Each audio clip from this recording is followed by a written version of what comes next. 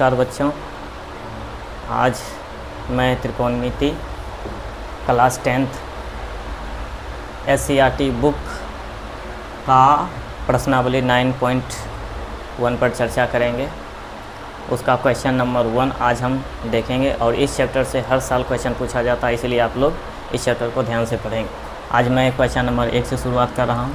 ये है मेरा क्वेश्चन नंबर 1 कह रहा है कि सर्कस का एक कलाकार एक 20 मीटर लंबी डोर पर चढ़ रहा है जो अच्छी तरह से तनी हुई है और भूमि पर सीधे लगे हुए खंभे के शिखर से बंधा हुआ है।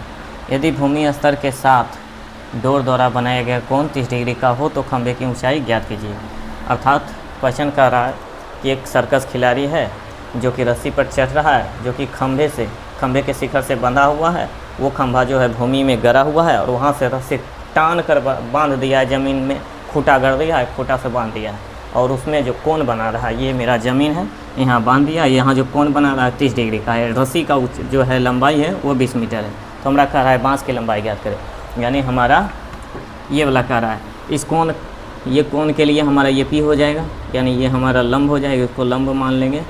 ये हमारा P हो जाएगा, इसको हम P से सूचित करते हैं। ये आधार हो जाएगा, इसको हम B से सूचित करते हैं और ये हमारा कर्ण हो जाएगा जिसको हम H से सूचित करते हैं। ये हमारा है चित्र जो कि दिया हुआ है। अब इसका सॉल्यूशन करते हैं। हल दिया गया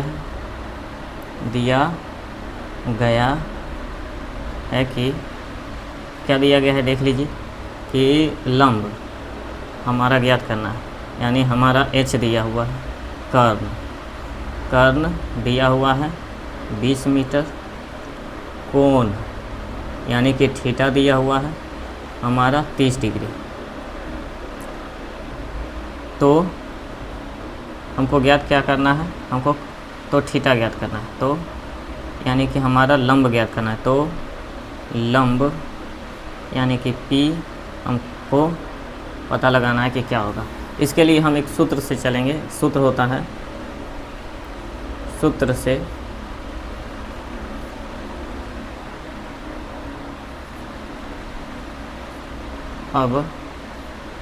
से चलेंगे।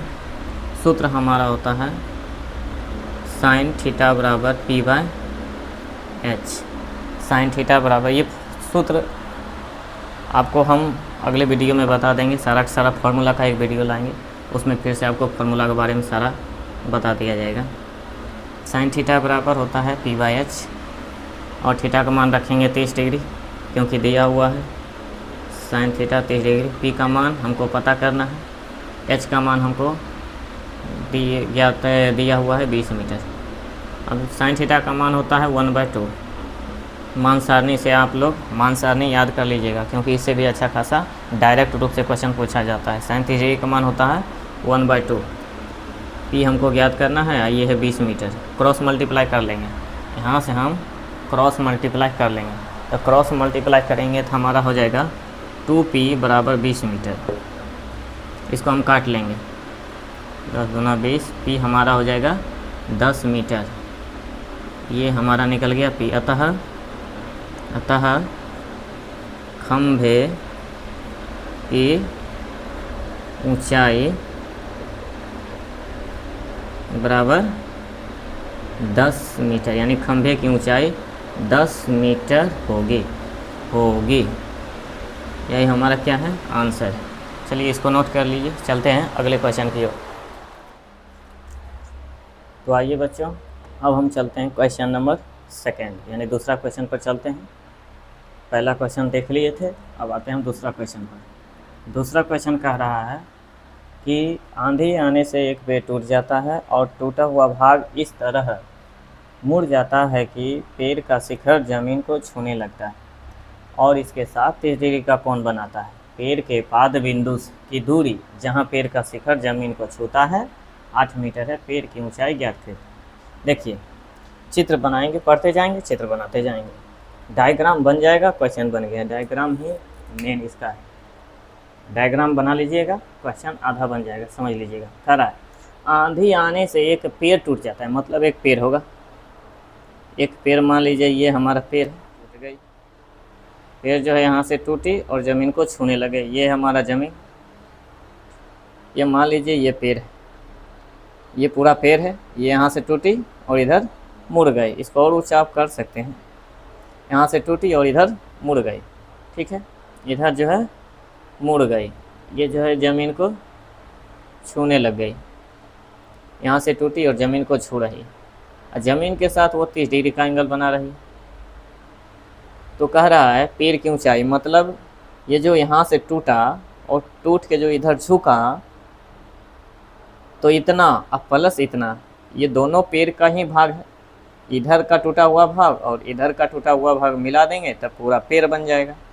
का इसका नामकरण कर देंगे, मान लीजिए कि ये बी, ये सी है, ठीक है, और पेड़ के शिखर से, पेड़ के कह रहा है ना कि जो है छूने लगता है और इसके साथ 30 डिग्री का कोण बनाता है, यानी ज़मीन को छूने लगता है और 30 डिग्री का कोण बनाता है। पेड़ के पाद बिंदु, पेड़ का पाद बिंदु कहाँ, ये रहा पेड़ का पाद बिंदु, पेड़ के पाद बिंदु की दूरी जहाँ पेड़ का शिखर ज़मीन को छूता है कि कितना है, तो 8 मीटर, यानी इसकी दूरी कितना है, 8 मीटर। तो कह रहा है पेड़ की ऊंचाई, मतलब ये और ये दोनों पूछ रहा होगा, ये और ये दोनों हमारा पूछ रहा है, यानी हमारा पी भी पूछ रहा है, पी भी निकालना होगा और एच भी निकालना होगा। तो इसके लिए चलिए हम निकालते हैं, चलते हैं हल। दिया गया है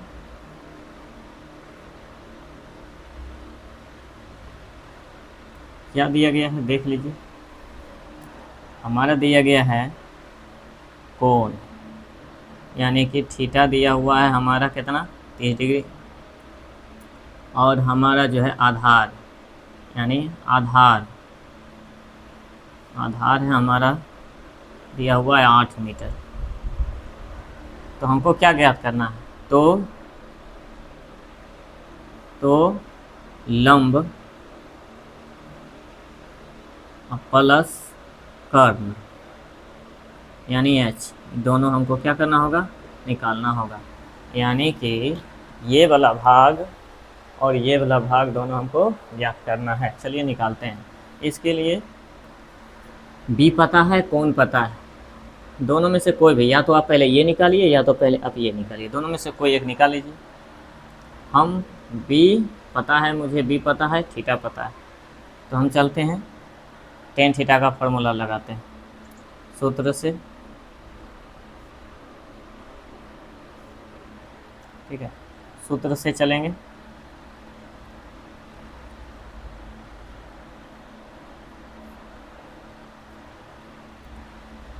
टेन थीटा बराबर पी बटे बी।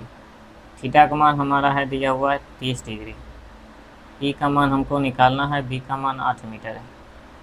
मान रख दीजिए तो 1/√3 होता है टेन थीटा का मान, पी बटे 8 मीटर हो जाएगा, क्रॉस मल्टीप्लाई कर दीजिएगा तो √3p हो जाएगा, 8 मीटर हो जाएगा, यानी पी का मान निकल गया 8/√3 मीटर, ये निकल गया हमारा पी का मान। अब हमको क्या निकालना है, अब हमको एच निकालना है। तो देखिए हमको पी पता है, बी पता है, एच हमको निकालना है। तो सूत्र पाइथागोरस प्रमेय से, पाइथागोरस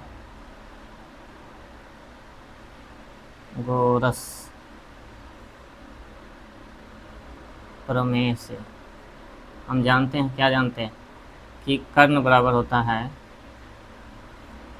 रूट अंदर लंब स्क्वायर प्लस आधार स्क्वायर, आधार स्क्वायर, ये हमारा फॉर्मूला आता है। मान रख लीजिए लंब का मान कितना है, लंब हमारा है 8 मीटर, ये लंब हमारा है 8√3, इसका स्क्वायर है तो स्क्वायर दे दीजिए, और आधार है हमारा 8, इसका भी स्क्वायर कर दीजिए, कैलकुलेशन करके निकाल लीजिएगा 64/3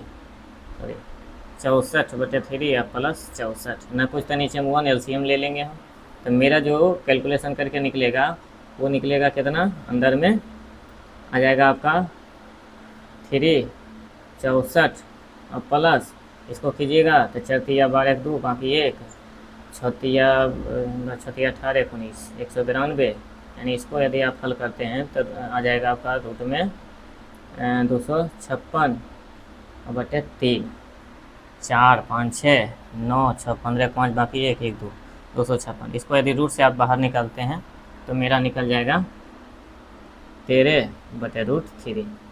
अब ये मेरा निकल गया h बराबर निकल गया 13/√3। अब हमको निकालना है, दोनों को जोड़ दीजिए, हमारा पेड़ की लंबाई निकल जाएगा। यानी कि अब हम दोनों को जोड़ देंगे, अतः पेड़ की लंबाई बराबर पेड़